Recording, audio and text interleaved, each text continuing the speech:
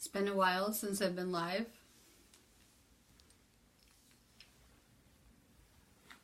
I'm going to be covering session 18 in the Law 1. Give me a second to find the video and post it.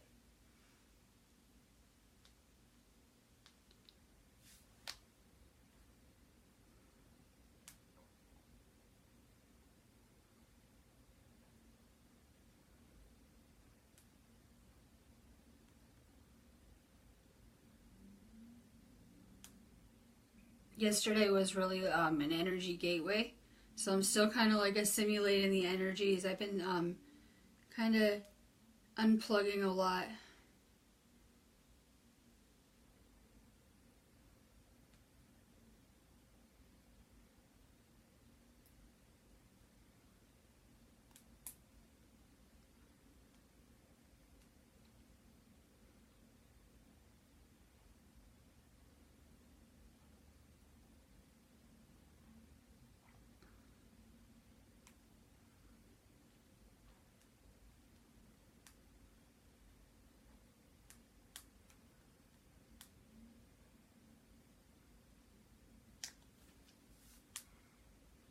Alright, Raw works really hard not to have any language confusions, but I can really understand this, good morning, as a channel, because really they're using the person's vocabulary that they have. So people have limited vocabulary, and it's really hard to communicate with the English language and other languages. Language really is a barrier.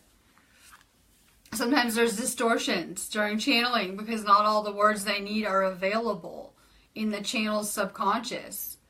So sometimes they don't try to create disinformation. Our language system can just be really confusing. Much of the mystic tradition of seeking on earth holds the belief that the individual self must be erased or obliterated and the material world ignored for the individual to reach nirvana, as it's called, or enlightenment. And I hear that a lot in New Age communities as well, where people are saying, and I used to say it too, you have to kind of destroy the ego. And that's not true. The proper role of the person in this density is to experience all things desired, and then analyze, understand, and accept these experiences. We receive light and love from within them, and anything not needed or not serving us will fall away. You develop your orientation based on your desires. It will be a shortcut. It will be a shortcut to try to remove or ignore these desires. Instead, you should try to understand and accept them. This, of course, takes patience. Analyze with care and have compassion for yourself and others. We have to have compassion for everyone around us as well.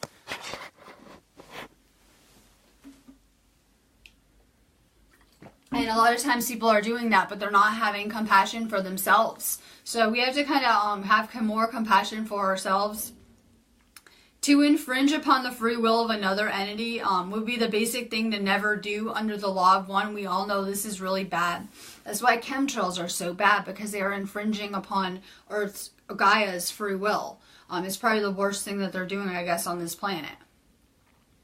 As one proceeds from the primal distortion of free will, one proceeds to the understanding that it's this focal point of intelligent energy that has created the intelligences or the ways of a particular person in its environment, both natural and man-made.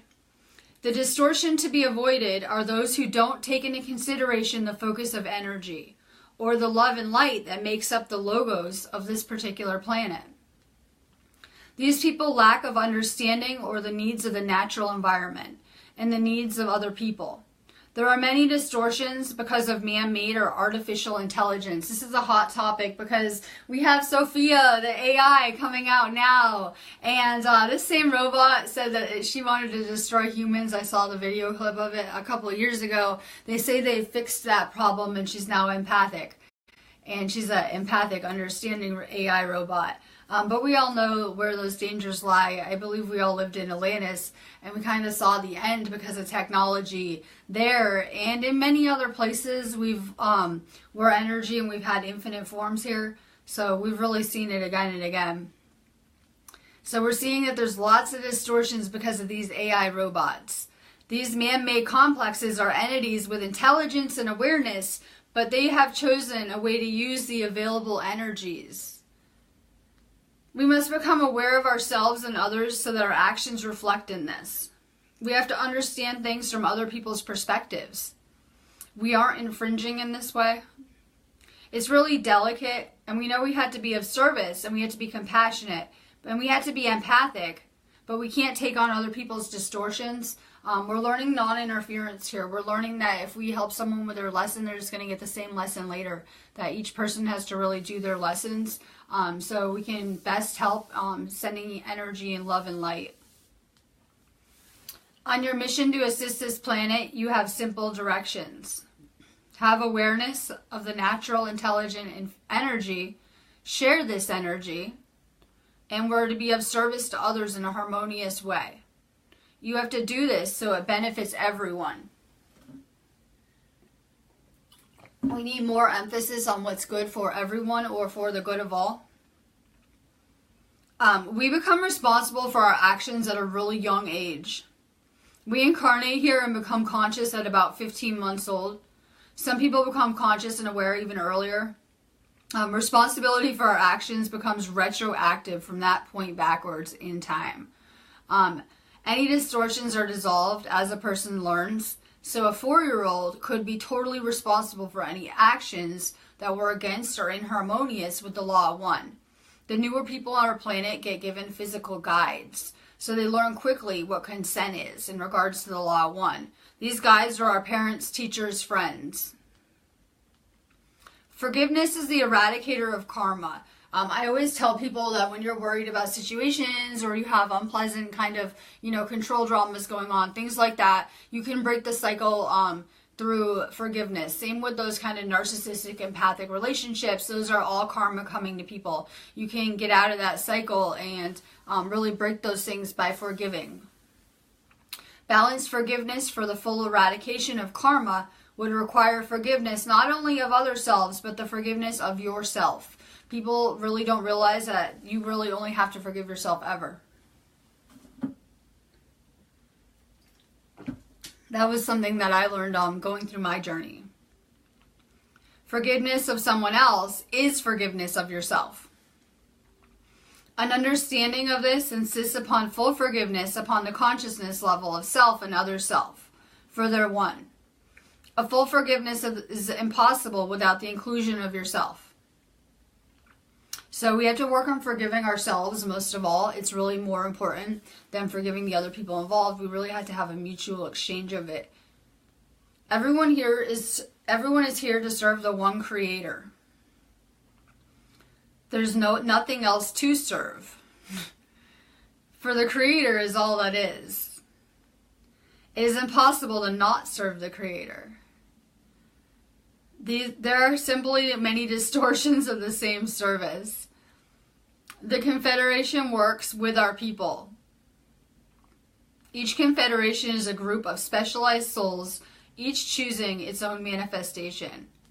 And that's kind of what we are. We're a soul group, so we come together for a common goal, which is the good of all, and to come together in service, to be service of others. And then we're going to talk about, this is my favorite, Yahweh. Yahweh communicated to Earth's people. The first form of communication was genetic. And this is a hot topic because a lot of people talk about, did the Anunnaki make people, things like that. And there's lots of myths and lots of, our history being covered up and all sorts of things like that. That's just how the Matrix is. So the first form was genetic. The second communication was when Yahweh walked among the people here to create more genetic changes in consciousness. The third was a series of dialogues with chosen channels. Some of those genetic changes were similar to the cloning process. People incarnated here in the image of the Yahweh entities. The second genetic change occurred sexually in nature. People were changed through natural means of reproduction in the physical body. This was intervention by genetic means. It's the same no matter what the source is, though. These mutations lead to more spiritual development by enhancing the physical senses, which sharpened the human experience. This strengthens the mind and allows one to analyze things better. The Yahweh group worked with the planet Mars 75,000 years ago with the cloning process. 3,600 years ago, there was another series of genetic mutations and encounters by an Anak. And a lot of people know this as the Anunnaki. The Anak were given new genetic coding to make people bigger and stronger. They wanted larger, stronger organisms because the Yahweh group was attempting to understand the Law of One by creating people capable of understanding the Law of One. The Yahweh group was of the Confederation but was mistaken in their attempts to aid. Their experiment was a failure. Rather than assimilating the Law of One, people were too tempted to consider one group elite. These people used their free will to choose a negative polarity. They were service to self. Specifically, those who are strong or intelligent have a temptation to feel different or more intelligent. This allowed the Orion group for the first time ever to make serious inroads upon the consciousness of this planet. It allowed the Orion group to form the concept of the Holy War, and we're still seeing that happen today. So it really changed things. And a lot of people understand that as the elite, maybe the Illuminati, dark forces, whatever you want to look at it like that. There are service to self people here. But it's my understanding, I always tell you guys this, that we've actually shifted into parallel reality where everyone's service to others and working hard to change things, and if not awakening.